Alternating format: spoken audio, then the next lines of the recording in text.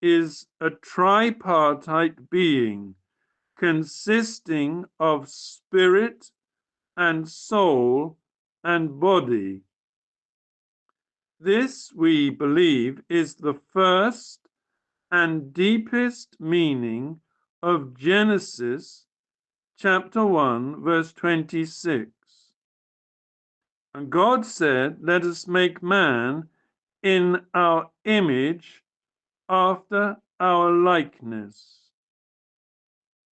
God himself is a Trinity in unity, and such he made man to be.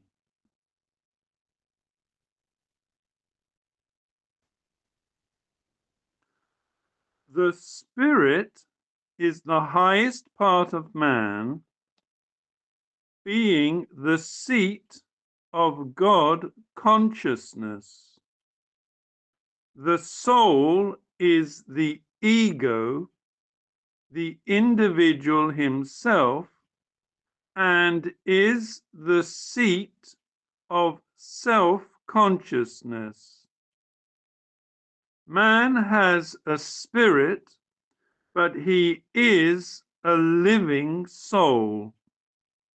The body is his house or tabernacle, being the seat of sense consciousness.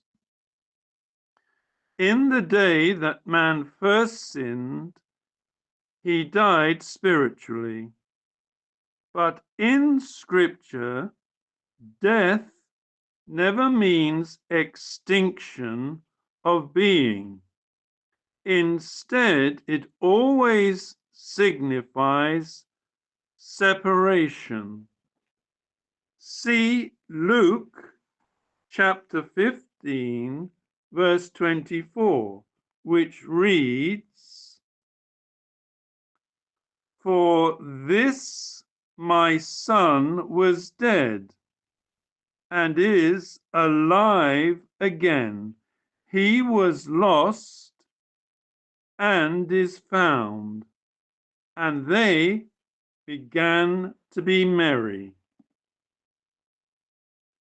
The nature of man's spiritual death is intimated in Ephesians chapter 4, verse 18, which reads, "Having the understanding darkened, being alienated from the life of God through the ignorance that is in them, because of the blindness of their heart." Thus, spiritual death is alienation from the life of God. When Adam disobeyed his Maker, he became a fallen creature separated from God.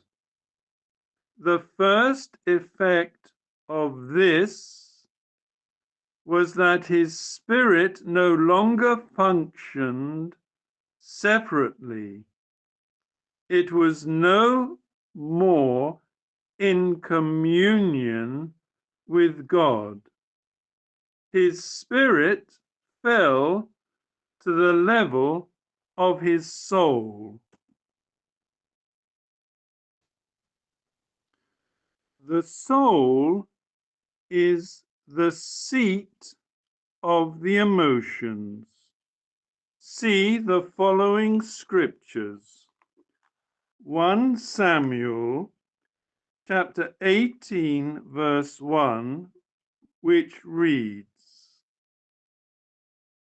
"And it came to pass, when he had made an end of speaking unto Saul, that the soul of Jonathan was knit with the soul of David, and Jonathan loved him as his own soul. Judges chapter 10 and verse 16, which reads, "And they put away the strange gods from among them and served the Lord. And his soul was grieved for the misery of Israel." Genesis chapter 42, verse 21, which reads,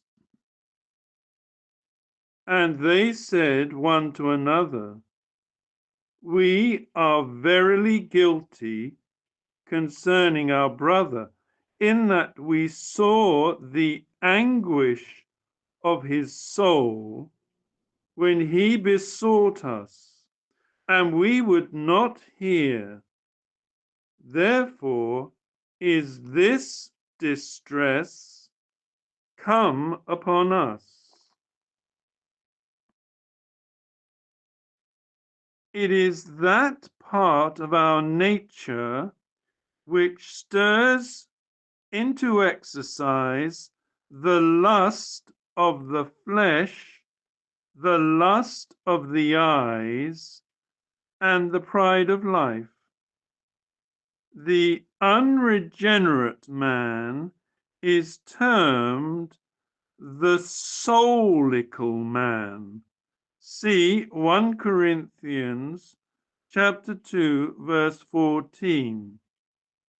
The Greek word there, psychikos, being the adjectival form of psyche or soul.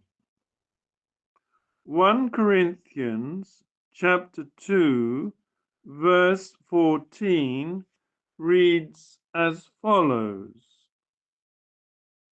"But the natural man," which is to say in the Greek, "but the soulical man, receiveth not the things of the Spirit of God, for they are foolishness unto him, neither can he know them, because they are spiritually discerned." That is to say, the unregenerate man is entirely dominated by his soul, his lusts, his desires, his emotions. Spiritual considerations have no weight with him whatsoever, for he is alienated from the life of God.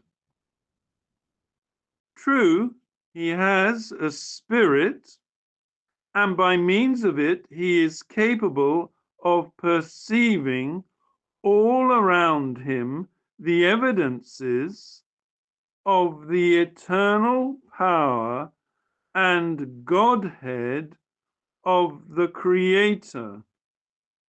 Romans chapter 1 and verse 20, which reads as follows: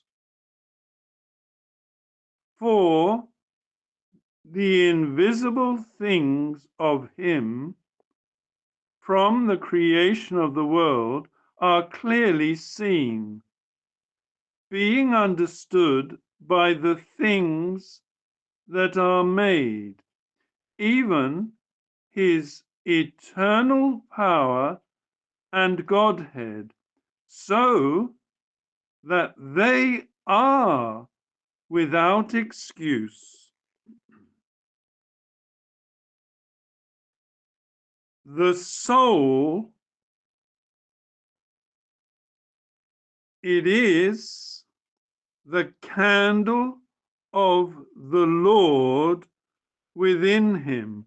Proverbs chapter 20, verses 27. The spirit of man is the candle of the Lord, searching all the inward parts of the belly. Yet has it, because of the fall, no communion with God. Now, at regeneration, there is literally a dividing asunder of soul and spirit. The spirit is restored to communion with God, made en rapport with Him, reconciled. That is to say, that the spirit is restored to communion with God and made to be in harmony with God Himself and the things of God. The spirit is